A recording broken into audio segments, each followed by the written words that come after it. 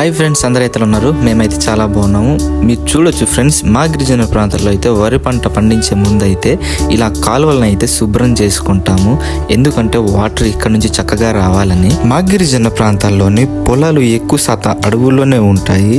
ఆ అడవుల్లోని నీరు అనేది ఎక్కువ శాతం ఆవిరైపోతూ ఉంటుంది. అందుకనే వాటర్ సమృద్ధిగా ఉండాలని ఇలా అయితే మేము కాలువ నుంచి అయితే నీరు తీసుకెళ్తా ఉన్నాము. ఇలా ముందుకైతే అన్నవాళ్ళు అయితే ఇలా చెలుపుకుంటూ వెళ్తా ఉన్నారు. ఇలా చెలుపుకుంటూ వెళ్తే కొద్ది ఇక్కడ వెనకాల నుంచి అయితే ఇలా క్లీన్ చేసుకుంటూ వస్తారు. ఇలా వర్షాలు పడినప్పుడు ఇలా వరద అయితే గ్రామాల్లో ఉన్న ప్లాస్టిక్ చెత్తనంతా ఇలా కాలువల్లోనికి అయితే తీసుకొస్తుంది. అవంతా ఇలా క్లీన్ చేసుకుంటాము. ఎందుకంటే అవి పంటల్లో వెళ్ళి నాశనం చేయకూడదని. మా గిరిజన ప్రాంతాల్లోని ఎవరెవరికైతే ఈ మార్గంలో పొలాలు ఉన్నాయో వాళ్ళంతా వచ్చి సహకారం అనేది చేసుకుంటాము. ఫ్రెండ్స్, ఈ ఇన్ఫర్మేషన్ మీకు నచ్చితే లైక్ చేయండి. అలాగే మీరు కూడా రైతు కుటుంబం నుంచి వచ్చిన వారైతే జై రైతన్న అని కామెంట్ చేయండి.